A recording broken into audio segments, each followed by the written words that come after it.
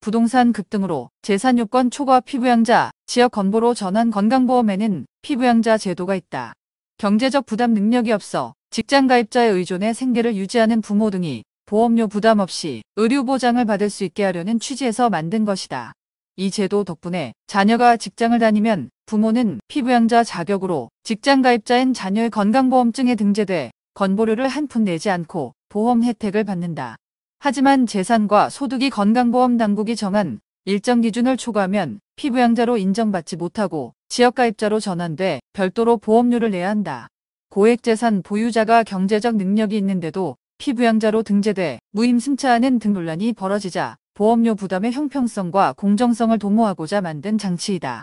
건보당국은 해마다 11월이면 지난해 소득 증가율과 올해 재산과표 증가율을 반영해 지역가입자의 보험료를 다시 계산해 부과한다. 이 과정에서 피부양자 역시 전년보다 재산과 소득이 늘었는지 따져 일정 기준을 넘으면 피부양자에서 제외하고 지역가입자로 전환해 12월부터 지역보험료를 부과하게 된다. 현재 피부양자 제외소득 기준은 연간 합산 종합과세 소득이 3,400만 원 초과한 경우이다. 재산 기준은 소유한 재산의 재산세 과세표준액이 9억 원을 넘거나 과세표준액이 5억 4천만 원 이상이면서 연소득이 1천만 원을 초과한 때이다. 문제는 지난해와 올해의 부동산 가격 급등으로 공시가격이 많이 올랐다는 점이다.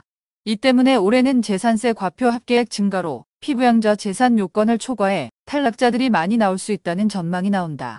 통상 주택 공시가격의 60%를 재산세 과표에 반영해 계산하는데 서울 지역의 경우 공시가격 9억 원 이상 아파트를 보유하면 재산세 과표 표준액이 5억 4천만 원을 넘는 경우가 많다. 여기에 금융소득, 연금소득, 근로소득 등을 합쳐서 연간 소득이 1천만 원 이상이면 피부양자에서 탈락한다. 공시가격 15억 원 넘는 주택을 가진 경우이면 재산세 과표 기준이 9억 원을 초과하게 돼 곧바로 피부양자 자격을 잃게 된다. 이를테면 연금소득과 기타 소득을 더해 연간 1천만 원을 약간 넘는 A씨의 과세표준액 5억 원짜리 아파트가 올해의 과세표준액 6억 원으로 올랐다고 치자. 그러면 과세표준액 5억 4천만 원 초과에다 연소득 1천만 원 이상에 해당해 피부양자에서 제외된다. A씨는 올해 12월부터 지역가입자로 재산 건보료만 약 18만 원을 내야 한다. 만약 A씨가 출고한 지 3년이 안 된 중형승용차가 있다면 1만 6천 원을 더 낸다. 총 보험료로 월 19만 8천 원을 부담해야 한다. 소득에만 건보료를 부과하는 직장가입자와 달리 지역가입자에게는 소득뿐 아니라 재산, 자동차에도 매기기 때문이다. 서울에서 과세표준액 9억 원이 넘는 85제곱미터 아파트를 가진 B씨가 있다고 가정하면 B씨도 12월부터 피부양자 자격을 상실한다. 지역가입자가 되면 재산 건보료만 매달 20만 1,500원을 내야 한다. 여기에 출고한 지 3년이 안 된 중형승용차를 갖고 있다면 1만 6천 원을 더 낸다. A씨의 월 건보료는 21만 7,500원이 된다. 보건복지부와 건보당국은 이렇게 공시가격 변동으로 올해 피부양자에서 제외돼 새로 보험료를 내야 하는 사람이 1만 8천 명가량 될 것으로 추산하고 있다.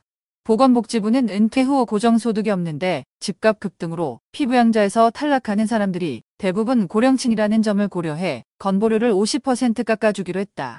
경감 대상자는 올해 12월 1일 기준으로 피부양자 재산 요건을 충족하지 못해 자격을 상실한 사람으로 경감 기간은 올해 12월부터 내년 6월까지 7개월간이다.